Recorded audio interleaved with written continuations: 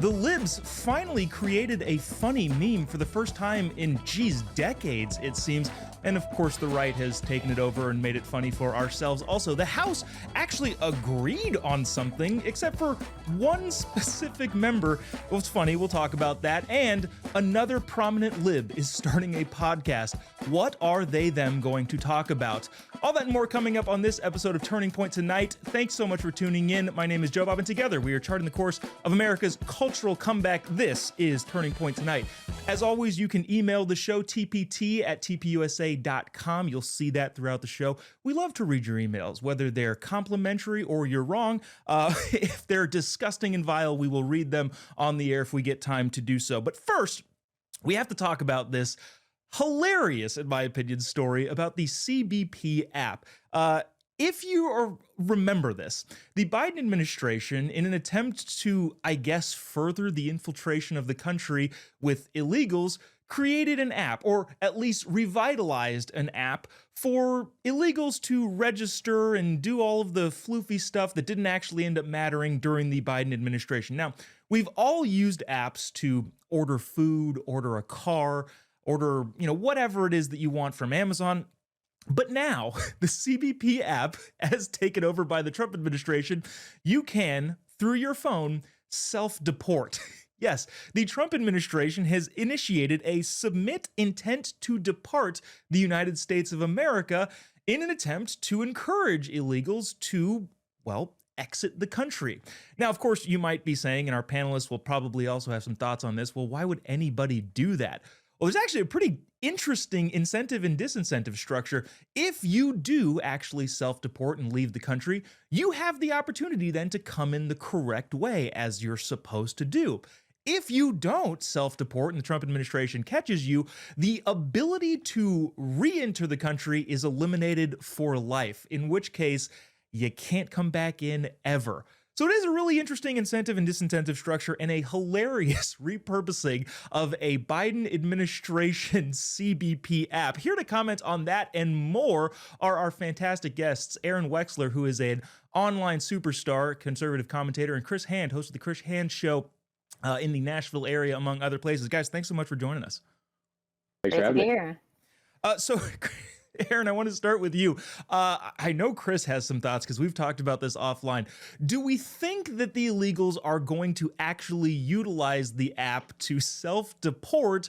Or what do you think has got to be going through their heads considering this conundrum that they have now put themselves in? Well, this is obviously brilliant, first of all, from the Trump admin's point of view. It's very Elon Doge-esque to be so efficient. Coming from the tech space, I have a tech background. It's very classic tech to say, let's take this product and just repurpose it. But in terms of, do I think if illegals are going to self-deport, I think we've already seen that they are. We've seen in New York City, a lot of them have cleared out. Here, I'm down in South Florida. It's actually a lot harder to get an Uber these days. My Uber drivers actually tend to speak English now. I think they really are self-deporting. I think they're afraid of Trump. They're afraid of Tom Homan. I don't know if they're afraid of Kristi Noem, but I know they know she's serious. I think they really will be self-deporting. Yeah, interesting, because I'm not sure, and I don't want to put words in his mouth, but I don't know if Chris actually agrees. Chris, what do you think? Do you think people actually will self-deport? And I'd love to hear another side of the argument if you've got that. I don't want to put words in your mouth. I mean, if I'm an illegal alien and I'm already here and I went to all this trouble, I'm probably not going to self-deport. I do think, though, that there is going to be a large portion of illegal aliens who are going to self-deport, who do want to live the American dream and don't want to have that taken away from them. It is hilarious that they repurpose this app, though. And I just, for me, my thought process goes to the guy who's on the other side of the border, who's been checking that app every day, waiting to sneak into our country, break into our country. And I wish I could have been a fly on the wall when he first opened that up and saw that everything has changed. Like, oh no, this isn't going to happen the way I thought it was. I do think people will self-deport. I don't know if it's going to be the numbers that we need, but I mean, you could talk to some prominent border reporters. The traffic is really in one way right now, and it's out of the country. Yeah, I know this is all speculation. I kind of happen to think that more people might actually take advantage of this than we might think, just specifically because the punishment of never being able to immigrate here legally, it seems to be pretty dang severe.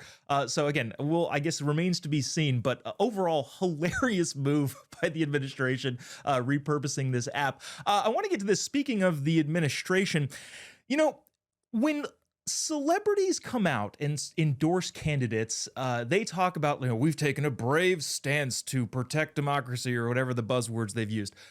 They're not really taking any risks because all of their friends in their social circles already always agree with them. Elon Musk, on the other hand, took a massive financial risk in supporting President Trump and unfortunately is feeling some of the repercussions of that. Tesla stock is down 45% since the inauguration. People on the left has said, well, driving a Tesla is basically just wearing a big MAGA hat out in public. Overall, political maneuvering happens. Personally, I think, there's a possibility that, well, Tesla products are just better and this is just kind of a blip. But I'm curious, Aaron, what do you think is going on here? Do you think Tesla rebounds because of how good their product is?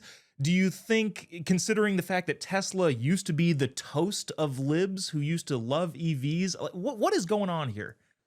Yeah, so there are a few things. First, I would never bet against Elon Musk. I think that's a generally good rule of thumb. And we've seen similar to Trump, that character arc, right, where the left for so long made fun of him. I remember, again, because I come from this tech background, I remember people making fun of his ambition and his goals and saying that none of this would ever succeed. And now we're watching as he's restructuring the government while simultaneously you could be on a flight, as I was, and see SpaceX rockets in the air. And it's pretty unbelievable. What I think in terms of the stock, though, is if you're looking at the macro picture, stocks are down across the board, tech is down across the board. And so I do think it's kind of this glitzy headline of, wow, Tesla's down. And of course, we're seeing these attacks. It's absolutely deranged how the left is trying to burn Teslas. I saw overnight there were dozens of cars in a parking lot in Texas where the tires were just stolen off these cars, just as a big, clearly, middle finger to anyone with a Tesla, to Elon Musk.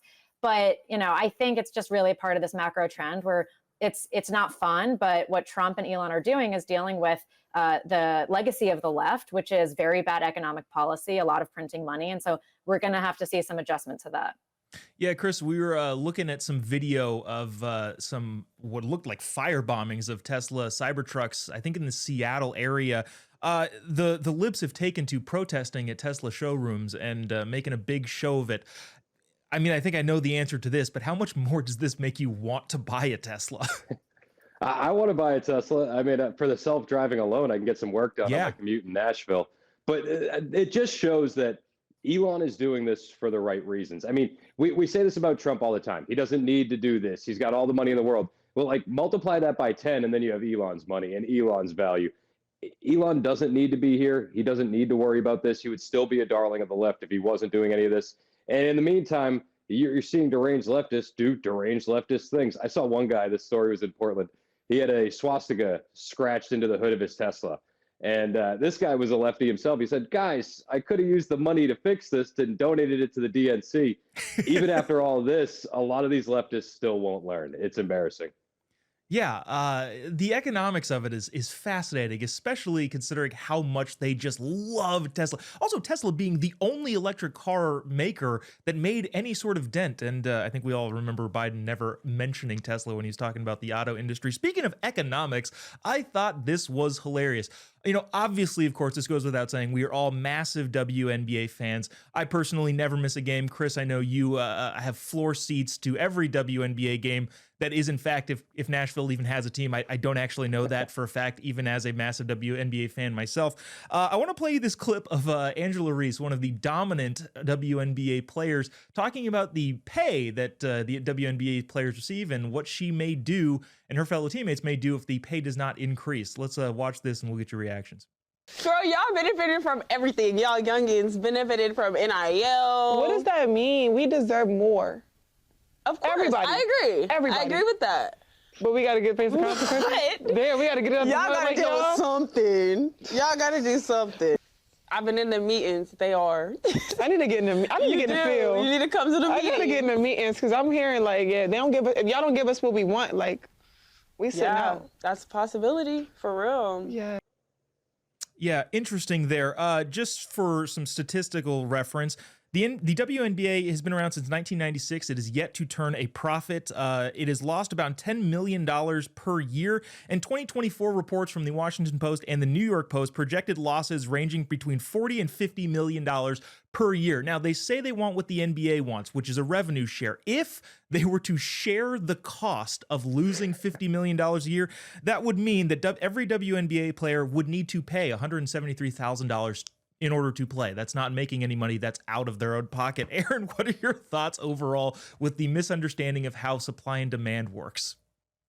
I'm so glad you asked, because really what it boils down to is that the WNBA is welfare for tall women in America, right? If we were following basic economic principles, like you said, these women would owe us money for being forced to even talk. I want money for having to talk about this on this program, okay? And this is so boring. They are so bad. And you know what? If she's threatening to not play until she gets paid more, don't threaten me with a good time. Go ahead, be my guest. Don't play. And let's just, I would contribute money. I've never been to a WNBA game. I would pay the ticket cost for them to not play. That's how far I'll go.